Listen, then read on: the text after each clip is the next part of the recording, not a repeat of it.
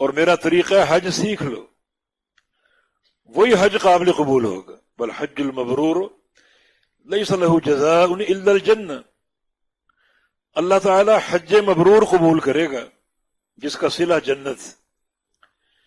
اور حج مبرور وہ حج ہوتا ہے جو خالصتاً نبی علیہ السلام کے طریقے اور آپ کی سنت کے مطابق ہو۔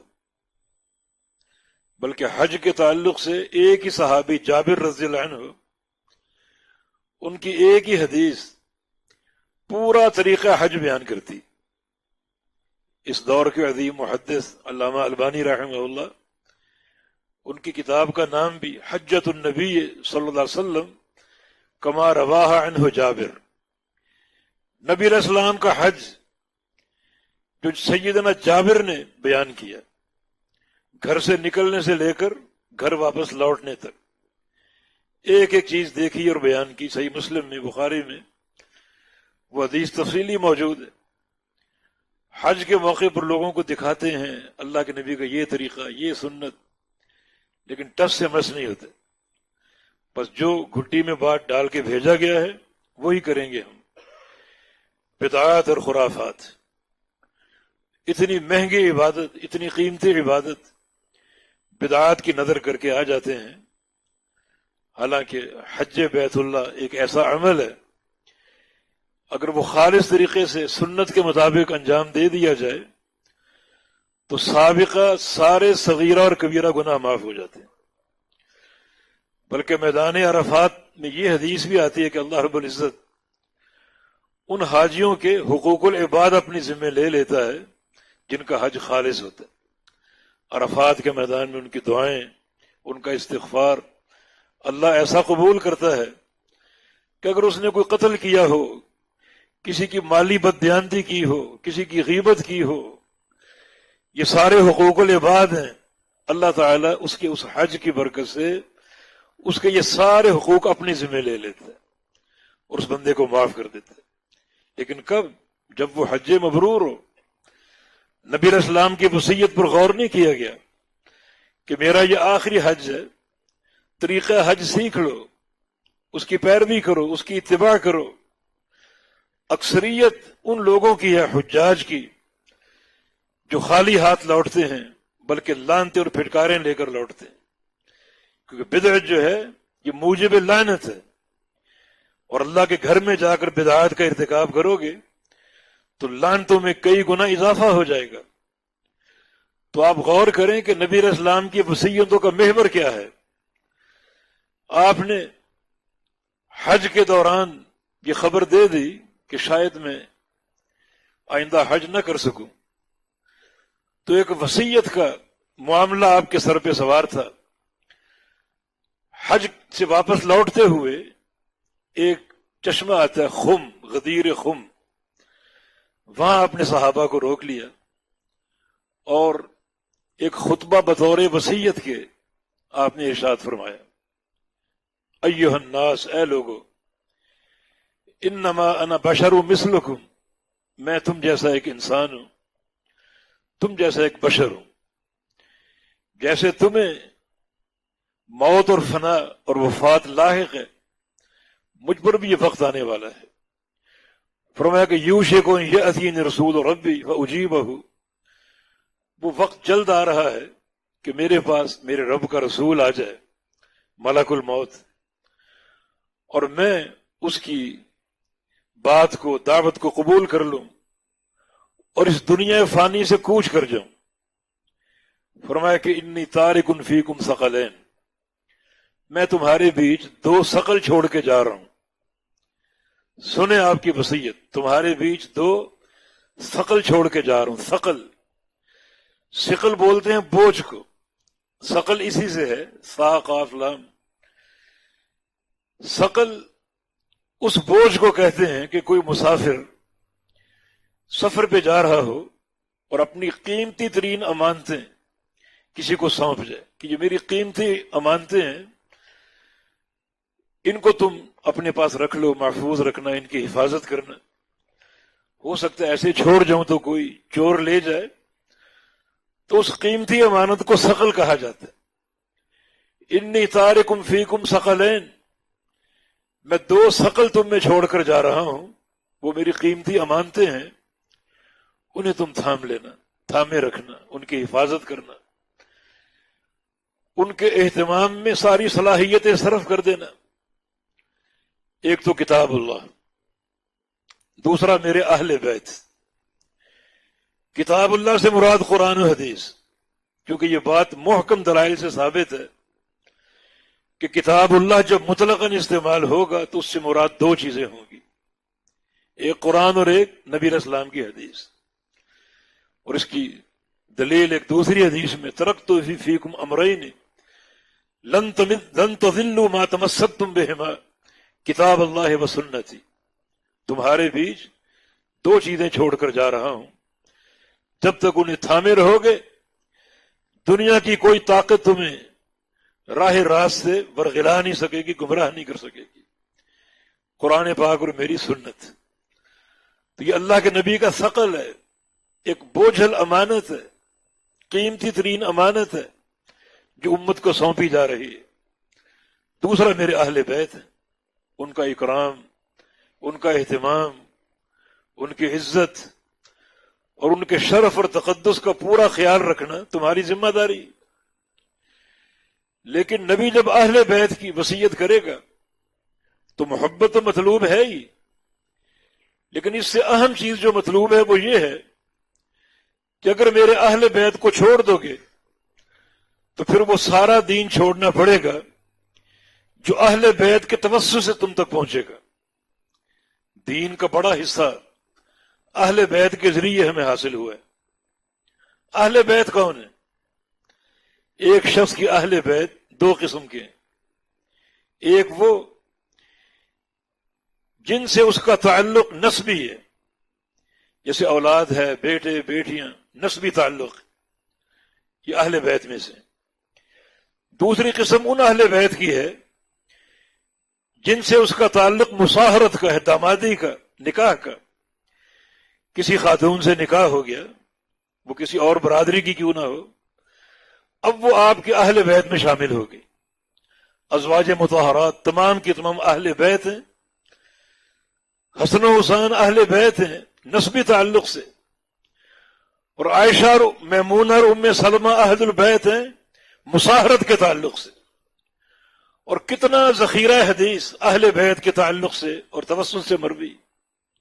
سیدہ عائشہ صدیقہ رضی اللہ عنہ تقریباً 2000 احادیث کی راویہ ہیں، 2000، بلکہ جو گھر کے تعلق سے سارا دین ہے ان کے توسط سے امت تک پہنچا۔ لحاف تک کی باتیں، لحاف کے اندر تک کی باتیں بیان کی امت کی ہدایت کے لیے، اور تقریباً آدھا دین ان کے ذریعے پہنچا۔ بہت بڑی محدث اور فقیہ، ان کے ایک شاگرد تھے امام مسروق، علماء تابعین میں سے ان کے ملازم شاگرد تھے، اور ان سے احادیث سنتے۔ بڑی جلیل القدر حدیثیں، بڑی جلیل القدر حدیثیں، بڑے عظیم موضوعات پر۔ اور بعض اوقات جب اپنے شاگردوں میں بیٹھ کر وہ حدیثیں روایت کرتے تو یہ نہ کہتے کہ ان عائشہ، بلکہ یوں کہتے کہ حدثتنی الصادقہ بنت الصدیق حبیبۃ حبیب اللہ المبرأۃ من فوق 7 سماوات، مجھے یہ حدیث سنائی ہے اس خاتون نے جو کہ صادقہ ہے، سچی، بنت الصدیق، اور صدیق کی بیٹی، ایک ایسے انسان کی جس کو اس امت میں صدیق ہونے کا شرف حاصل۔ اور وہ خاتون کون ہے؟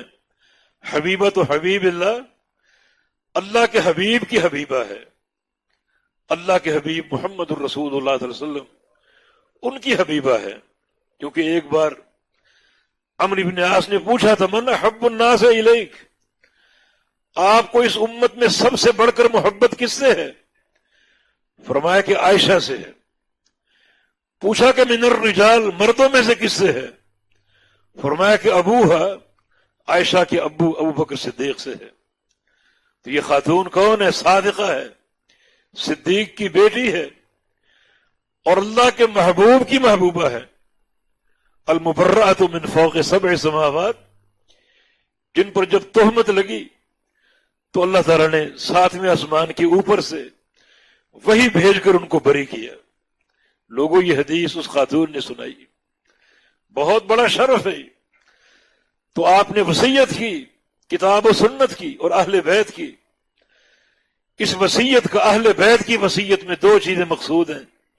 ایک ان کی محبت جزو ایمان ہے، اور دوسرا ان کے توسط سے جو دین تم تک پہنچے گا اس دین کو تم نے اپنانا اور قبول کرنا ہے۔ اور بڑا ذخیرہ حدیث اہل بیت کے توسط سے ہم تک پہنچا۔ تو اس وصیت کا محور بھی اللہ کے پیغمبر کی اتباع اور پیروی، اور وہی لوگ سچے اللہ کے نبی کے محب ہیں جو ان وصیتوں کا اہتمام کرتے ہیں، ان وصیتوں کا لحاظ رکھتے ہیں اور پوری طرح اپنانے کی کوشش کرتے ہیں۔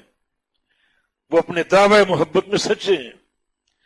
لیکن جو لوگ ان وصیتوں کی پرواہ نہیں کرتے، نبی علیہ السلام کی اتباع کی بجائے خود ساختہ اماموں اور پیروں اور مرشدوں کو اور آباء اجداد کو کھڑا کر لیا، ان کا ہر دعوی محبت جھوٹا ہے۔ بڑی بڑی جماعتیں ہم نے دیکھی ہیں کتاب و سنت سے باقاعدہ محاذ آرائی کرتی ہیں۔ ایک جماعت جس کی تعداد کروڑوں میں ہوگی، قرآن و حدیث کے مقابلے میں تبلیغی نصاب کھڑا کیا ہوا ہے۔ بلکہ آپ مکہ مکرمہ جائیں تو حرم کے مقابلے میں وہاں کو مسجد نور ہے، اس کو کھڑا کیا ہوا ہے کہ وہاں آؤ، اللہ رسول کی باتیں ہوں گی۔ لوگ جاتے ہیں کہ بیت اللہ میں ایک نماز 1,00,000 نماز کے برابر ہے، اور ان کو ایک سازش کے تحت وہاں سے دور کرنے کی کوشش کی جاتی۔ کیسی محبت! نبی علیہ السلام کی وصیتوں کا محور آپ کی اتباع، آپ کی پیروی، کتاب و سنت کی اتباع، اور کتاب و سنت کے علاوہ جو بھی پیروی کا راستہ ہے سب سے دور رہنا، یہ آپ کی آخری عمر کی باتوں کا نچوڑ اور حاصل۔ نبی علیہ السلام جب مدینہ منورہ تشریف لے آئے، بلکہ اس سے قبل اللہ تعالیٰ نے وحی بھیجی سورۃ النصر۔ صحیح بخاری کی حدیث کے مطابق یہ سورۃ النصر اذا جاء نصر اللہ والفتح، اس میں اللہ کے پیغمبر کی موت کا اشارہ ہے، آپ کی وفات کا اشارہ ہے، اجل رسول اللہ صلی اللہ علیہ وسلم، کیونکہ مکہ فتح ہو گیا اور قبائل عرب جوق در جوق دین اسلام میں داخل ہو گئے، مشن پورا ہو گیا۔ مشن کی تکمیل کا معنی یہ کہ اب اپنا نمائندہ بھیجنے والا اپنے نمائندے کو واپس بلا رہا ہے، اشارہ اللہ کے پیغمبر کے انتقال کا۔ ابو بکر صدیق اسی فکر کے تحت زار و قطار رو دیے۔ عبداللہ بن عباس کا قول ہے کہ یہ سورۃ النصر یہ نبی علیہ السلام کی وفات کی خبر ہے، اور اللہ رب العزت نے وفات کی خبر دے کر نبی علیہ السلام کو ایک نصیحت دی۔ یہ نصیحت بھی آپ کی آخری زندگی کا عمل بن گیا، ایک عمل کا لازمی حصہ بن گیا۔ تو اس عملی وصیت کو اختیار کرو، فسبح بحمد ربک واستغفرہ۔ اب آپ کا کام کیا ہے؟ اپنے رب کی تسبیح کرو، سبحان اللہ کہو، بحمد ربک اپنے رب کی حمد کرو، الحمدللہ کہنا، واستغفر اور اس سے استغفار کرو، گناہوں کی بخشش کی دعا کرو۔ سیدہ عائشہ صدیقہ فرماتی ہیں کہ اس کے بعد رسول اللہ صلی اللہ علیہ وسلم اس آیت پر عمل کرتے ہوئے رکوع و سجود میں چلتے پھرتے یہ پڑھا کرتے تھے، سبحانک اللہم وبحمدک اللہم اغفر لی، سبحانک اللہم وبحمدک اللہم اغفر لی، فسبح یعنی سبحانک اللہم وبحمد ربک بحمدک اور اللہم اغفر لی واستغفرہ پر عمل کرنا۔ پورا اس حکم پر عمل کرتے، لمبے رکوع کرتے، لمبے سجدے کرتے، اور یہ دعا پڑھتے، سبحانک اللہم وبحمدک اللہم اغفر لی، اللہ کی تسبیح بیان کرتے، اللہ تعالیٰ کی حمد بیان کرتے اور کثرت سے استغفار کرتے تاکہ یہ اذکار زبان پر جاری ہو جائیں۔ نبی علیہ السلام تو کی پوری زندگی اذکار کا مرقع تھی۔ لا یزال لسانہ رطبا من ذکر اللہ، آپ کی زبان ہمیشہ اللہ کے ذکر سے تر رہتی تھی، مگر اپنی آخری عمر میں، عمر کے آخری حصے میں اس وظیفے کو آپ نے ایک مستقل شکل دے دی تاکہ یہ وظیفہ زبان پر جاری ہو جائے۔ اللہ کا ذکر کثرت سے کرو، اور بالخصوص جوں جوں عمر بڑھتی جائے اللہ کے ذکر میں اضافہ ہوتا جائے تاکہ ذکر اللہ کی زبان عادی ہو جائے، اور زبان جس عمل کی عادی ہو جائے وہی عمل پھر اللہ تعالیٰ وقت موت زبان پر جاری کر دیتا ہے۔ ایک واقعہ ذہن میں آ گیا، امام ذہبی رحمہ اللہ اپنی سیر میں وہ واقعہ لائے ہیں۔ ایک عظیم محدث ابو زرع الرازی رحمہ اللہ تعالی کا، چوٹی کے محدث تھے، ان کا ایک قول ہے کہ احفظ 100,000 حدیث کما یحفظ احدکم قل هو اللہ احد، مجھے 1,00,000 حدیثیں اس طرح یاد ہیں جیسے تم کو قل هو اللہ احد یاد ہے۔ اتنے بڑے حافظ امام اسحاق نے راہوائے فرماتے ہیں کل حدیث لا يعرفه ابو زرع فليس له اصل، جس حدیث کو ابو زرع راضی نہ جانتے ہو اس کا کوئی اصل نہیں ہے۔ ابو زرع راضی کا آخری وقت آ گیا، موت کا وقت آ گیا، اور ان کے سرحانے ان کے دیرینہ دوست، مخلص دوست بیٹھے ہوئے تھے۔ دو دوستوں کا ذکر آتا ہے، ابو حاتم الرازی اور دوسرے محمد بن مسلم بن وارا الرازی رحمہم اللہ تعالی۔ اب ان کا آخری وقت ہے، سکرات الموت طاری ہے اور زبان کھل نہیں رہی، اور ان دو مخلص دوستوں کی کوشش کہ ابو زرع راضی کی زبان کھل جائے اور زبان پر کلمہ جاری ہو جائے، مگر زبان کھل نہیں رہی اور سکرات الموت شدت سے طاری ہیں۔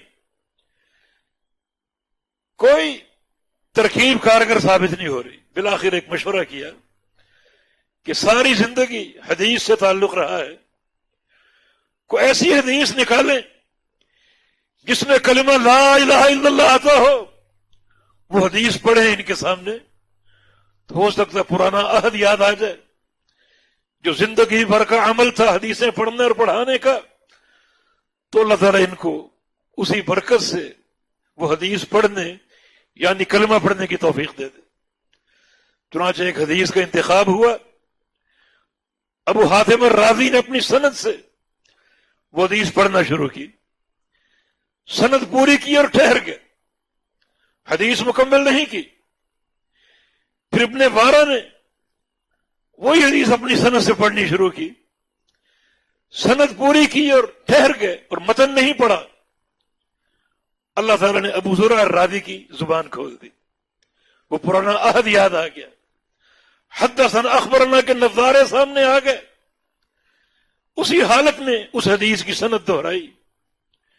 حدثنا بندار قال حدثنا ابو عاصم قال حدثنا عبد الحمید بن جعفر عن صالح بن ابی عریب عن كثير بن مرة الجهني عن معاذ بن جبل رضي الله تعالى عنه قال قال رسول الله صلى الله عليه وسلم من كان آخر كلامه لا الہ الا اللہ، اور یہ پڑھ کر فوت ہو گئے، لا الہ الا اللہ ثم توفی رحمہ اللہ، کہ جس شخص کا آخری کلام لا الہ الا اللہ ہو دخل الجنہ، وہ جنت میں داخل ہوگا۔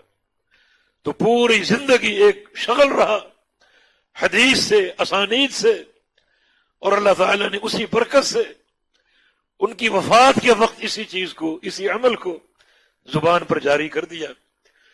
تو اگر ہم واقعتاً اللہ کے ذکر کے عادی بن جائیں، بلکہ نبی علیہ السلام کی ایک وصیت سے قرآن پاک کی تلاوت بھی سامنے آتی ہے، جو آپ کی زندگی کا آخری رمضان تھا اور آپ کا آخری وقت تھا، اس میں آپ نے اپنی بیٹی فاطمہ کو بلایا اور کہا کہ میری بیٹی فاطمہ، کان جبریل یعارضنی بالقرآن، جبریل امین ہر سال رمضان میں میرے ساتھ قرآن کا دور کرتے تھے، پورا قرآن ہم ختم کرتے تھے۔ اس سال قرآن پاک کا 2 دفعہ دور کیا اور ہم نے مل کر رمضان میں 2 دفعہ قرآن ختم کیا۔ ما اراہ الا قد حضر اجلی، اس کا معنی میں یہ سمجھتا ہوں کہ میری موت کا وقت قریب آ چکا ہے۔ تو یہ آخری سال آپ کی زندگی کا اور قرآن پاک کا 2 بار دور ہونا اس بات کی دلیل ہے کہ قرآن پاک کو بالخصوص آخری حصے میں اپنے محور حیات بنا لو، کثرت سے قرآن کی تلاوت کرو، اللہ کا ذکر ہو، تاکہ یہ چیزیں زبان پر ایسی جاری ہو جائیں کہ جب آخری وقت ہے تو اللہ تعالی اسی برکت سے زبان کو کھول دے اور کلمہ پڑھنے کی توفیق دے دے۔ من کان آخر کلامہ لا الہ الا اللہ دخل الجنہ، جس کی زندگی کا آخری کلام لا الہ الا اللہ ہو وہ جنتی۔ لیکن تلفظ کافی نہیں ہے۔ صحیح مسلم کی حدیث پڑھو، اس حدیث کی تفسیر کرتی ہے من مات وهو يعلم انه لا الہ الا اللہ دخل الجنہ، جس کی موت اس طرح ہے کہ اس کو موت سے قبل علم ہو کس کا؟ لا الہ الا اللہ کا، وہ جنتی۔ تو خالی نطق اور تلفظ کافی نہیں ہے، بلکہ علم بھی ضروری۔ اس کلمے کا علم ہو، اس کلمے میں کیا پیغام ہے۔ یہ کلمہ کو مذاق نہیں ہے، منہج حیات ہے، یہ دعوت اور جہاد ہے یہ، اور پوری زندگی بلکہ پورے دین کا حاصل ہے یہ، تخلیق کائنات کا نچوڑ ہے یہ۔ پوری کائنات بنی اس کلمے کی وجہ سے، اللہ تعالیٰ نے نبوت نے تشکیل دی کلمے کی وجہ سے، کتابیں اتاری کلمے کی وجہ سے، جبریل امین کو بار بار اترنا پڑا وہی لے کر کلمے کی وجہ سے، اور آپ کو ہر چیز کی گتھیوں کا ادراک ہو اور کلمے کا معنی معلوم نہ ہو۔ کیسی محبت ہے یہ اللہ کے پیارے حبیب کی وصیتوں کا، کیا تم نے اہتمام کیا اور کیا احترام کیا۔ لا الہ الا اللہ یہ منہج حیات ہے۔ افضل الذکر لا الہ الا اللہ، سب سے افضل ذکر لا الہ الا اللہ ہے۔ اس کو حرز جان بنا لو، پڑھو، کثرت سے پڑھو، چلتے پھرتے پڑھو، تاکہ اللہ اس عمل کی برکت سے موت سے قبل آپ کی زبان کھول دے اور کلمہ نصیب ہو جائے، مگر پورے ادراک کے ساتھ، پوری معرفت کے ساتھ۔ آج اس کلمے کے خلاف سازشیں ہو رہی اور طریقوں میں الجھا دیا گیا ہے۔ حلقے بناؤ، بتیاں بجھاؤ کلمے کے ورد کے لیے، ایک امیر کے ساتھ اجتماعی ذکر کرو، کوئی چیز ثابت نہیں۔ اور جناب کلمے کے ذکر میں سینے پر ضربے مارو، لا کی آواز ناف سے نکالو، الہ کہتے ہوئے سانس کو روک لو، الا اللہ کہتے ہوئے سینے پر ضرب لگاؤ۔ ان خرافات میں لوگوں کو الجھا دیا گیا تاکہ لوگ کلمے کے معنی پر غور نہ کریں۔ کیسی محبت اور کیسا دین ہے یہ۔ قولوا لا الہ الا اللہ کا معنی کیا ہے کہ اس کلمے کو قبول کرو پورے ادراک اور پورے فہم کے ساتھ، مگر ان الٹی باتوں میں قوم کو الجھا دیا گیا۔ جناب یہ طریقہ ذکر سہر وردی اور نقش بندی اور یہ چشتی اور قادری طریقہ ذکر، یہ کہاں سے طریقہ ذکر آ گئے؟ اللہ کے پیارے پیغمبر نے یہ طریقہ دیا اپنی قوم کو، اپنی امت کو۔ ذکر کیجئے اس کلمے کا، مگر پورے فہم و ادراک کے ساتھ لا کا معنی کیا ہے؟ کوئی معبود نہیں. یہ لا کی تلوار سارے معبودان باطلہ کی گردنوں پر ہے. یہ لا کی تلوار سارے قبوں اور درگاہوں پر ہے.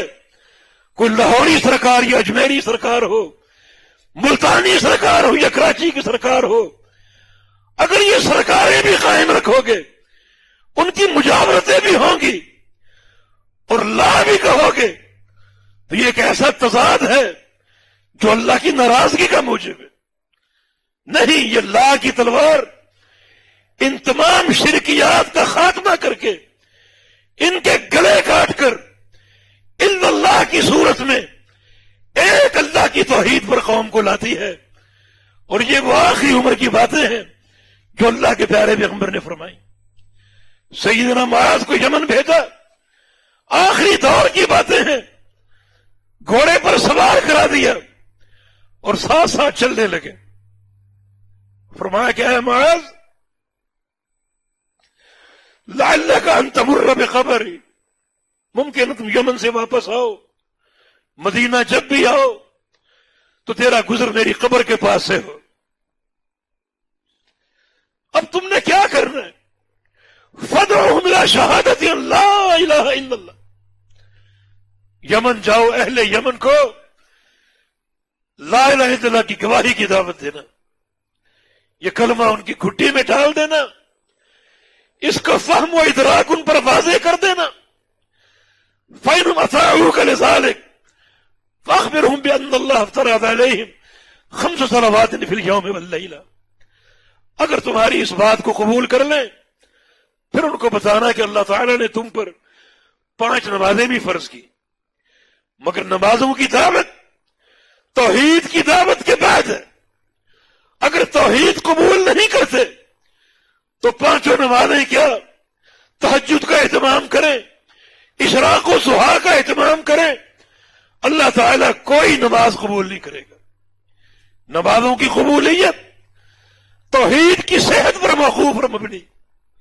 تو معاذ سب سے پہلے توحید کی دعوت دینا، دیتے رہنا جب تک اس کو صحیح معنی میں قبول نہ کر لیں. اور جب یہ دیکھو کہ قبول کر چکے، اس کلمے کا معنی سمجھ چکے، اس اعظم الشہادہ کو پہچان چکے، پھر ان کو نماز کا درس دینا. یہ نبی علیہ السلام کی وصیتیں بیان ہو رہی. معاذ کی یمن کی طرف بعثت آپ کی عمر کے آخری ایام میں تھی، اور توحید کی دعوت ایک وصیت کے طور پر کہ پہلے توحید بیان کرنا. توحید اول و آخر ہے. توحید قبول کر لے پھر نماز کا درس دینا. توحید کے بغیر نماز لا حاصل ہے، قطعاً قابل قبول نہیں. عقبہ بن عامر کی حدیث ہے صحیح بخاری مسلم میں کہ خرج رسول اللہ صلی اللہ علیہ وسلم وصلى على قتل احد كالمودع للاحياء والاموات. نبی علیہ السلام تشریف لائے گھر سے اور میدان احد کی طرف چلے گئے.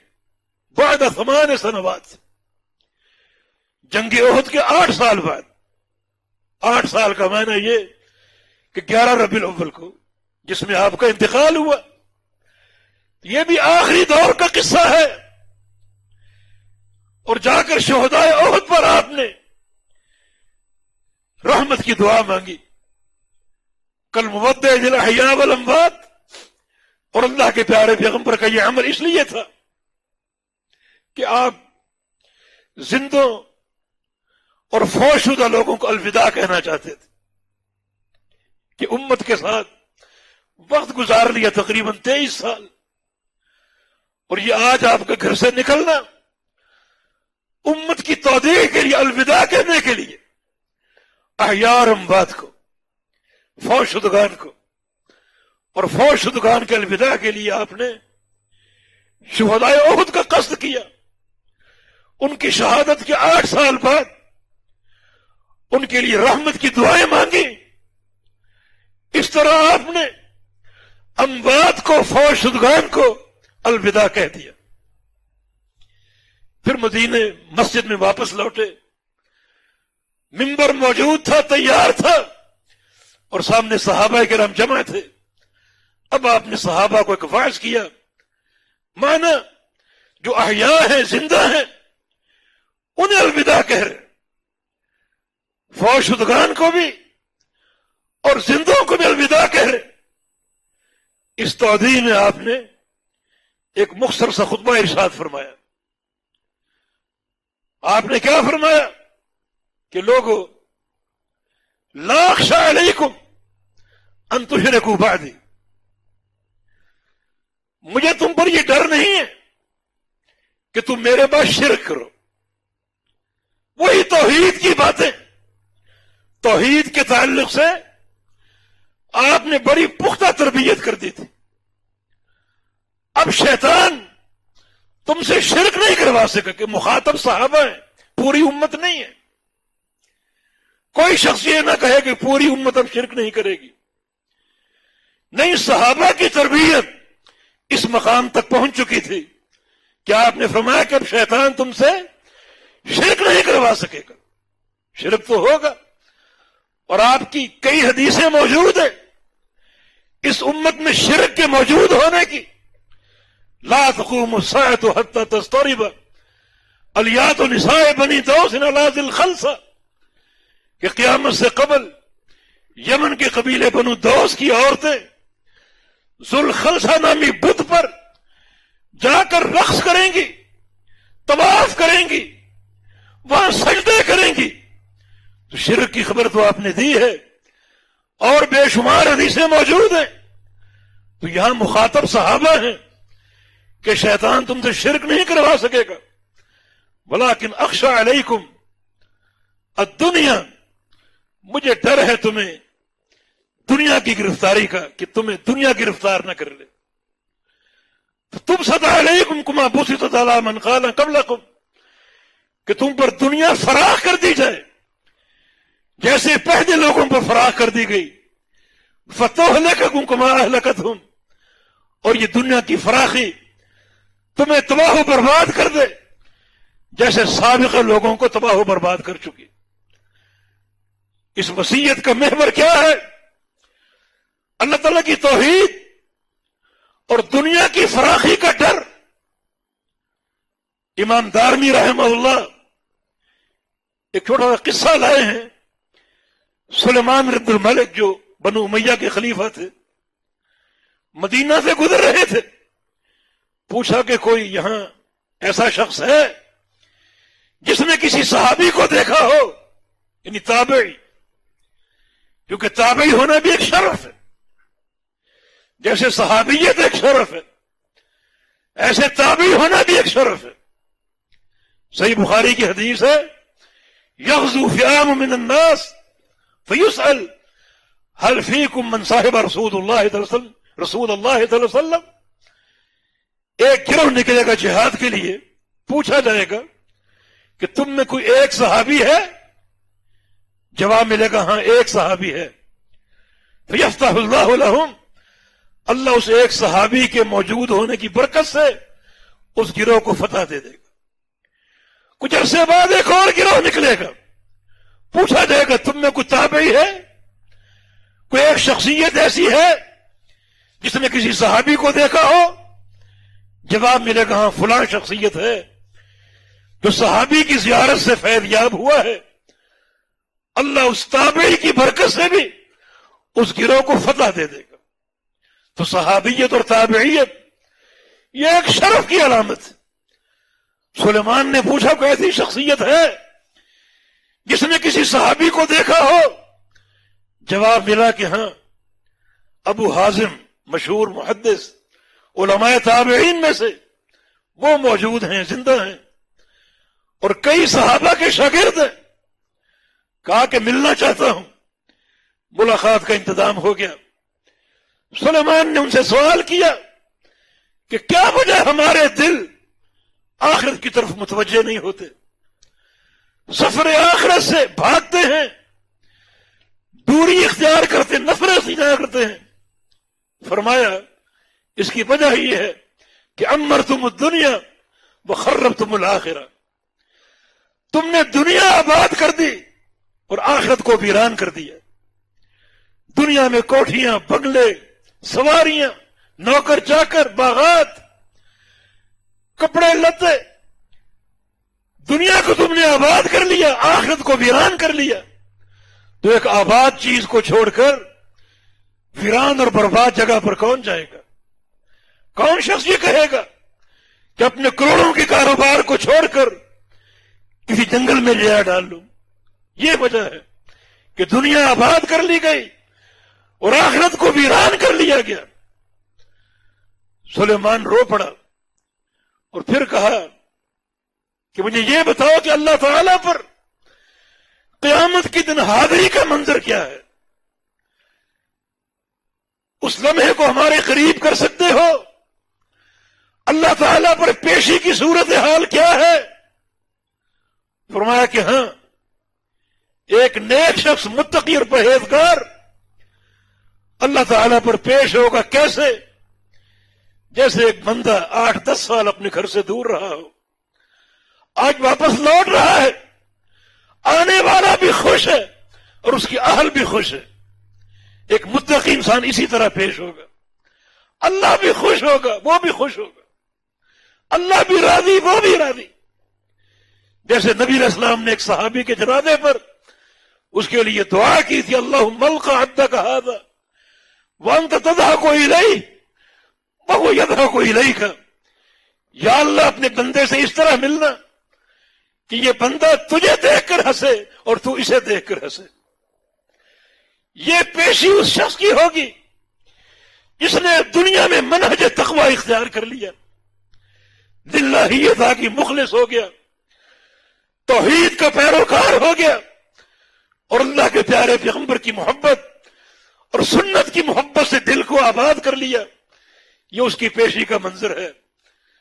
اور جو نافرمان ہوگا، فاسق اور فاجر ہوگا، اس کی پیشی کا منظر یہ ہوگا کہ جیسے ایک غلام اپنے آقا کو چھوڑ کر بھاگ جائے، بالآخر گرفتار کر لیا گیا، اب اس کو آقا پر پیش کیا جا رہا ہے، کتنا اس میں ندامت ہوگی اور اس کی آقا میں کتنا غصہ اور غیظ و غضب ہوگا۔ یہ ایک مجرم کی پیشی کا عالم ہے، نادم اور شرمندہ، اور اللہ رب العزت غصے میں ہوگا جب وہ سامنے آئے گا۔ یہ پیشی کا منظر ہے۔ آخری سوال سلیمان نے یہ کیا کہ میرے لیے کوئی چیز بتاؤ، مشعل راہ، روزانہ میں اس کے بارے میں سوچوں اور غور کروں اور کامیابی کا راستہ اختیار کرنے کی کوشش کروں۔ ابو حازم نے کہا کہ قرآن کی ایک آیت ہے، 2 آیتیں، ان کو ہمیشہ روزانہ پڑھا کرو اور اپنا چہرہ تلاش کرو کون سی آیت میں ہے۔ 2 آیتوں میں اللہ تعالیٰ نے دو ٹوک باتیں کر دی۔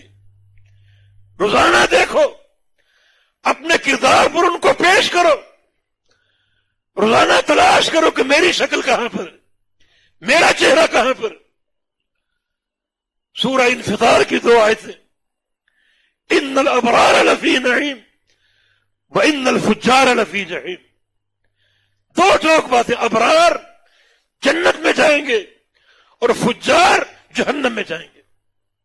ابرار، بر ان کی جمع، ابرار وہ لوگ ہیں الذین دخلوا فی طاعت اللہ، جو ہمیشہ اللہ اور اس کے رسول کی اطاعت میں داخل رہے، خلوت ہو، جلوت ہو، رات ہو، دن ہو، عبادت ہو، معیشت ہو، تجارت ہو، سفر ہو، حضر ہو، صحت ہو، مرض ہو، تمنگری ہو یا فقر ہو، ہر حال میں اللہ اور اس کے رسول کی اطاعت میں داخل رہے۔ اور فجار، فاجر کی جمع، وہ لوگ الذین خرجوا من طاعت اللہ ورسولہ، جو اللہ اور اس کے رسول کی اطاعت سے باہر نکل جائیں۔ برزونا اپنے آپ کو دیکھو، آج کون سا عمل اللہ اور اس کے رسول کی اطاعت میں کیا اور کون سا عمل اللہ اور اس کے رسول کی نافرمانی میں کیا۔ روزانہ اپنے آپ کو پرکھو، اپنی اصلاح کی کوشش کرو، بھرپور کوشش کرو کہ میرا شمار پہلی آیت میں ہو جائے. یہ قرآن ایک ایسی کتاب ہے جس میں سب کی تصویر موجود ہے. تلاش کرو میں کہاں ہوں, کہاں فٹ ہو رہا ہوں. اسی مقام کو روزانہ دیکھو. آج کون سا عمل اللہ اور اس کے رسول کی اطاعت میں تھا, اور کون سا عمل اللہ اور اس کے رسول کی نافرمانی میں تھا. فیصلے روزانہ ہوتے ہیں. کل الناس یغدو فبائع نفسہ فمعتقہ او موبقہ.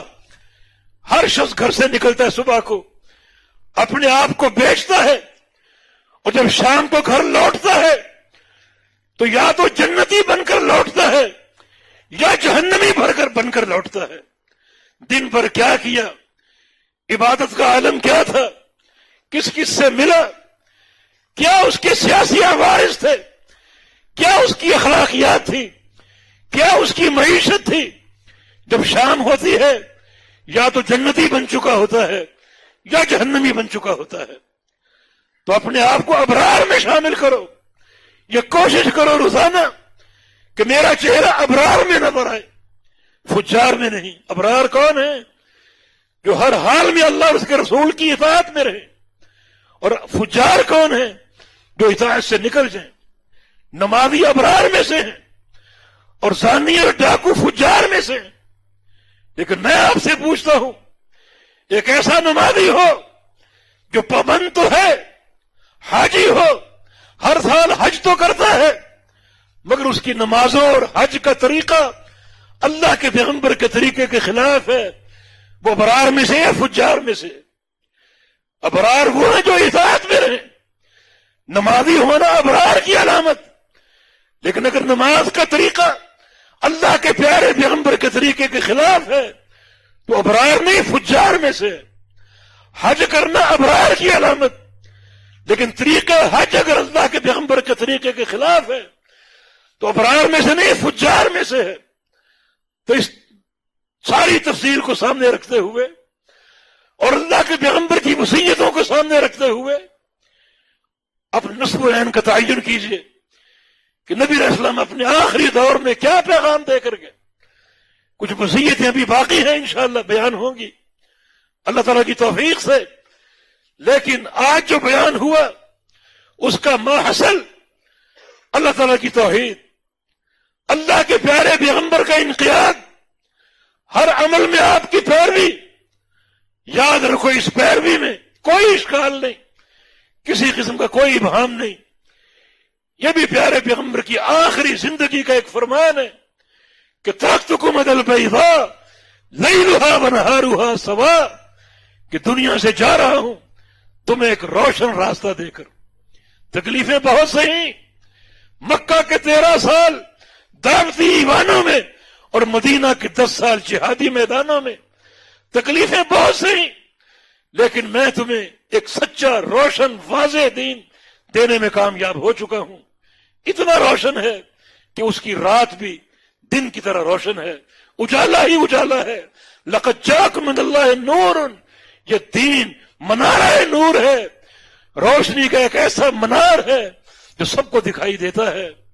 تو اللہ کے پیارے پیغمبر کی ان وصیتوں کا ماحصل یہی ہے کہ ہم توحید کے عقیدے کو اپنا حرز جان بنائیں اور اللہ کے پیغمبر کی پیروی ہر عمل میں اختیار کر لیں, اور دنیا کی بہت زیادہ محبت اس کا قلع کما کرتے ہوئے دنیا کے مسافر بن جائیں, آخرت کے مقیم بن جائیں. ہر عمل, ہر جد و جہد کا محور آخرت کی تیاری بن جائے. والتوفیق بید اللہ تعالی. اقول قولی هذا واستغفر اللہ لی ولکم وآخر دعوانا ان الحمد للہ رب العالمین.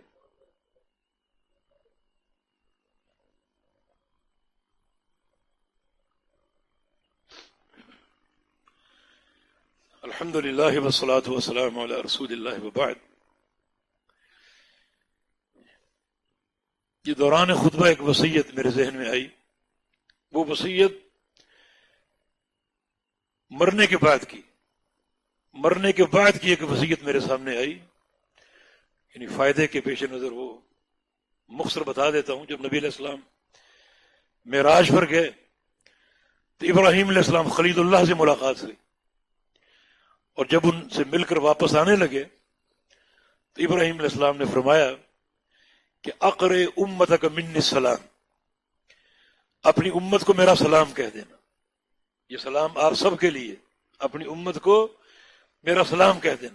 واخبرہم، اور ان کو خبر دینا کہ بأن الجنت طیبۃ التربہ وعذبۃ الماء، کہ جنت جو ہے اس کی مٹی بہت عمدہ ہے اور پانی بہت میٹھا ہے. وإنها قیعان، اس وقت جنت ایک چٹیل میدان ہے، کھلا وسیع میدان کی صورت میں ہے. اس کے پودے تم نے لگانے، اس جنت کو، اس میدان کو باغ کی شکل تم نے دینی. وَإِنَّ غِرَاسَهَا، اس کے پودے کیا ہیں؟ سبحان اللہ والحمد للہ ولا الہ الا اللہ واللہ اکبر. یہ 4 اذکار. سبحان اللہ کہو کہ ایک پودا لگ جائے گا، الحمدللہ کہو کہ دوسرا پودا، لا الہ الا اللہ تیسرا پودا، اللہ اکبر چوتھا پودا. اب یہ ذکر کرتے جاؤ کرتے جاؤ اور اپنے باغ کو پھیلاتے جاؤ، درخت لگاتے جاؤ، پودے لگاتے جاؤ اور پھلدار درختوں سے اپنے باغات کو مزین کر لو. یہ وصیت جو نبی علیہ السلام ابراہیم علیہ السلام کی طرف سے لے کر آئے. تو ایک وصیت وہ ہوتی جو سفر کے موقع پر ہو، ایک وہ جو موت سے قبل ہو، اور یہ وصیت جس کا محور اللہ کی شریعت ہے. اللہ تعالیٰ نے یہ وصیت ابراہیم علیہ السلام کی ان کی وفات کے بعد معراج کے موقع پر اس ملاقات کی صورت میں ہم تک پہنچائی اور بھیجی. تو یہ بھی اللہ تعالیٰ کے ذکر کی طرف ایک دعوت ہے، ترغیب ہے. ہمیں چاہیے کہ ہماری زبانیں اللہ کے ذکر سے ہمیشہ تر رہیں. اس ذکر کا فائدہ یہ ہے کہ جنت میں پودے لگیں گے. اور بقول ابن قیم رحمہ اللہ کے ہر کلمہ ذکر جو ہے وہ شیطان کی پشت پر کوڑا بن کر برسے گا. ذکر کرو اور شیطان کو کوڑے مارو، مار مار کے اس کو ماندہ کر دو، زخموں سے چور کر دو، تھکا مارو، اتنا تھکا دو، زخمی کر دو کہ وہ کمزور پڑ جائے. تم اگر طاقتور ہو اور شیطان کمزور ہے، یہ تمہاری کامیابی. اور اگر تم کمزور ہو اور شیطان طاقتور ہے، یہ تمہاری ناکامی. تو اس کی کمزوری، اس کا زخمی ہونا، اس کی موت اس کثرت ذکر کے ساتھ ہے، جو اللہ کے نبی صلی اللہ علیہ وسلم کی ایک بڑی برگزیدہ وصیت کے طور پر ہم نے سن لیا. اللہ پاک ہمیں عمل کی توفیق عطا فرما دے. اللہ رب العزت ہمارے گناہوں کو معاف فرما دے. اللہ رب العزت ہمارے بیماروں کو صحت کاملہ عاجلہ اور دائمہ عطا فرما دے. ان الحمد للہ نحمدہ ونستعینہ ونستغفرہ ونعوذ باللہ من شرور انفسنا وسیئات اعمالنا من يهده الله فلا مضل له ومن يضلل فلا هادي له واشهد ان لا اله الا الله وحده لا شريك له واشهد ان محمدا عبده ورسوله. يا ايها الذين امنوا اتقوا الله حق تقاته ولا تموتن الا وانتم مسلمون. يا ايها الناس اتقوا ربكم الذي خلقكم من نفس واحده وخلق منها زوجها وبث منهما رجالا كثيرا ونساء واتقوا الله الذي تساءلون به والارحام ان الله كان عليكم رقيبا. يا ايها الذين امنوا اتقوا الله وقولوا قولا سديدا يصلح لكم اعمالكم ويغفر لكم ذنوبكم ومن يطع الله ورسوله فقد فاز فوزا عظيما. ان الله وملائكته يصلون على النبي يا ايها الذين امنوا صلوا عليه وسلموا تسليما. اللهم صل على محمد وعلى ال محمد كما صليت على ابراهيم وعلى آل إبراهيم إنك حميد مجيد. اللهم بارك على محمد وعلى آل محمد كما باركت على إبراهيم وعلى آل إبراهيم إنك حميد مجيد. ربنا لا تؤاخذنا إن نسينا أو أخطأنا ربنا ولا تحمل علينا إصرا كما حملته على الذين من قبلنا ربنا ولا تحملنا ما لا طاقة لنا به واعف عنا واغفر لنا وارحمنا أنت مولانا فانصرنا على القوم الكافرين. رب اغفر وارحم وأنت خير الراحمين. اللهم انصر الإسلام والمسلمين. اللهم انصر من نصر دين محمد صلى الله عليه وسلم واجعلنا منهم واخذل من خذل دين محمد صلى الله عليه وسلم ولا تجعلنا منهم. اللهم انصر إخواننا في كل مكان. اللهم انصرهم في فلسطين. اللهم انصرهم في العراق. اللهم انصرهم في الشام. اللهم انصرهم في اليمن. اللهم انصرهم في كشمير. اللهم انصرهم في أفغانستان. اللهم انصرهم نصرا مؤزرا في كل مكان. ربنا تقبل منا إنك أنت السميع العليم وتب علينا إنك أنت التواب الرحيم برحمتك يا أرحم الراحمين. وصلى الله